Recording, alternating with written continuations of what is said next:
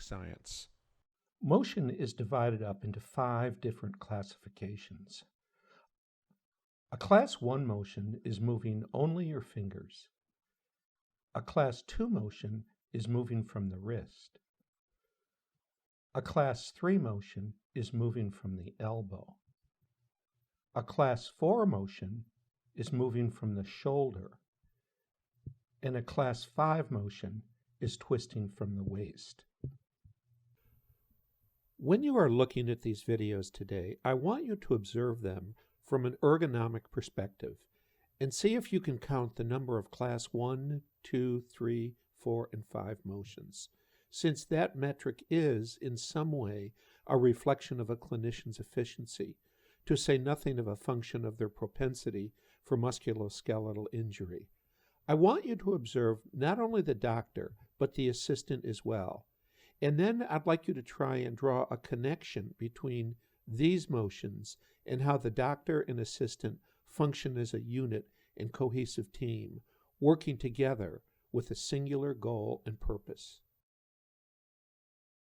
We've covered 2 of the key factors in being able to do everything under the scope: having the right chair and a properly configured microscope. If you have those 2 things and an op designed around the circle of influence principle, then the next key concept is having an assistant at the scope with you, not watching a monitor, but at the scope with you. The ergonomics of the assistant has not been sufficiently considered in most discussions of microscopic endodontics. For some reason, many clinicians are completely oblivious to the ergonomics of their assistants and either have them standing or constantly bent over during treatment. Our model allows the assistant to be upright, muscularly at rest, and to be fully engaged in treatment procedures and able to assist the doctor in ways not historically appreciated in endodontics.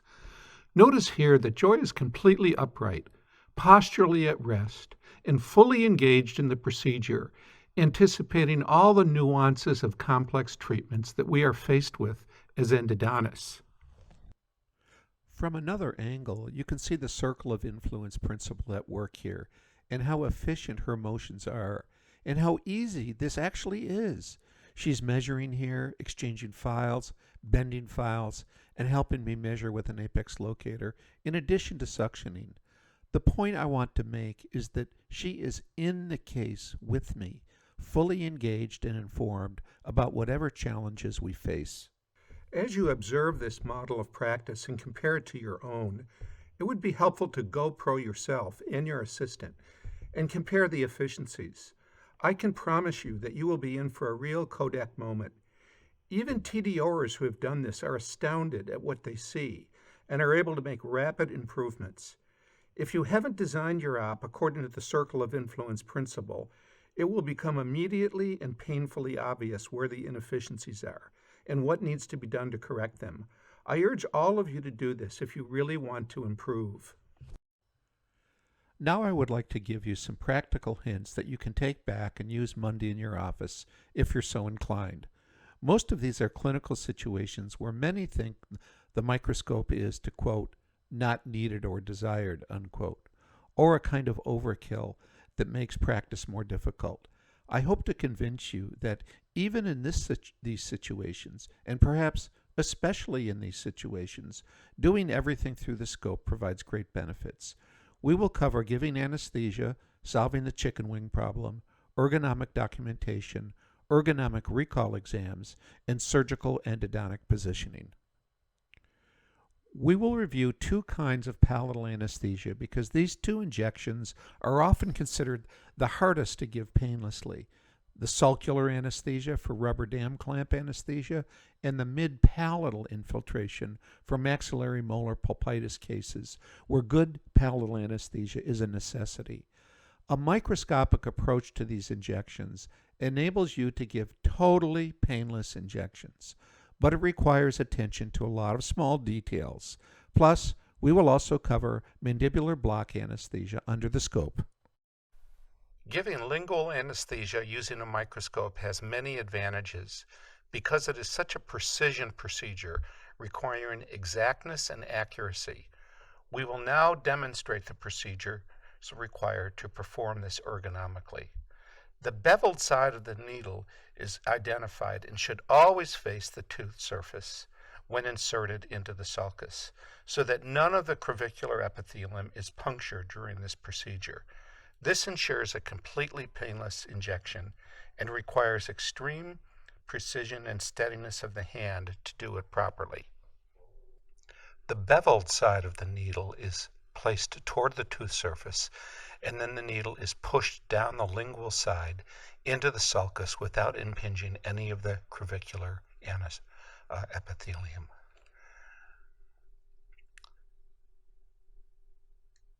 The sulcus area is dried off to remove the crevicular fluid so that you have good visibility. The assistant hands the doctor the injection with the needle pointed in the correct direction. You can see I have a 2-point control over the exact placement of the needle by both my finger on the patient's cheek and my elbow on the side arm. The needle is placed against and pressed against the lingual surface, staying away from the crevicular epithelium, and then it is just pushed down the surface of the tooth into the sulcus without impinging any of that sulcular epithelium at all.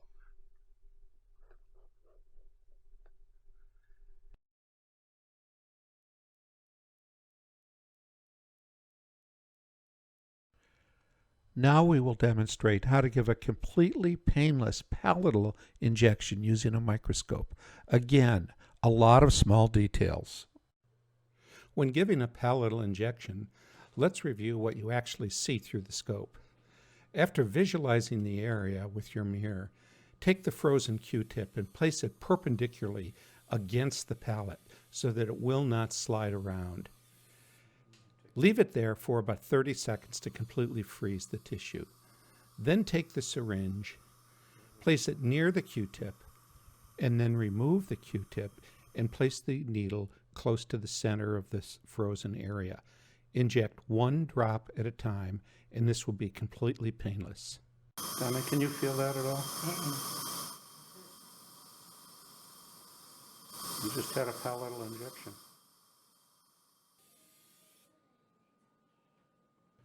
Let's look at what happens ergonomically when giving this kind of injection.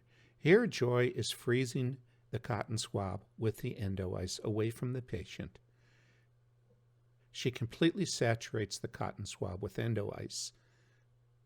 She hands it to me, but notice in handing it to me, she grabs it towards the middle of the stick.